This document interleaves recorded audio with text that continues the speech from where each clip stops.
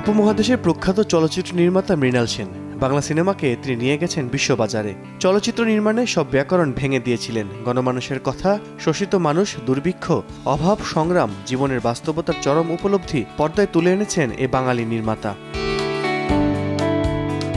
মৃণাল সেনের বায়োপিক পদাতিক নির্মাণ করেছেন সৃজিত মুখার্জি, যেখানে মৃণাল সেনের ভূমিকায় চঞ্চল চৌধুরী। ভারতের স্বাধীনতা দিবস উপলক্ষে 15 আগস্ট পশ্চিমবঙ্গ জুড়ে মুক্তি পাচ্ছে সিনেমাটি।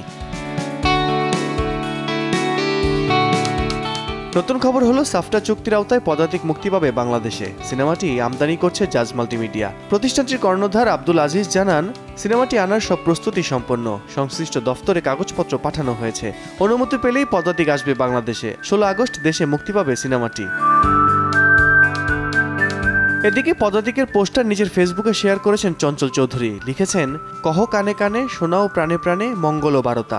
অপেক্ষার অবসান আসন্ন। মৃণাল সেনের জীবন নির্ভর বহু প্রতীক্ষিত সিনেমা পদাতিক আসছে 15 আগস্ট আপনার নিকটতম সিনেমা হলে। 15 জুলাই আসবে সিনেমার গান।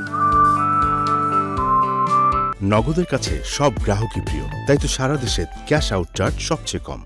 নির্মাতা মৃণাল সেনের বায়োপিকে তার যুবক ও বয়স্ক দুই চরিত্রে দেখা যাবে চঞ্চল চৌধুরীকে। নির্মাতার কিশোর বয়সের চরিত্রে অভিনয় করেছেন কোরক সামন্ত, আর মৃণালের স্ত্রী গীতা সেনের চরিত্রে অভিনয় করেছেন পশ্চিমবঙ্গের মনামী ঘোষ।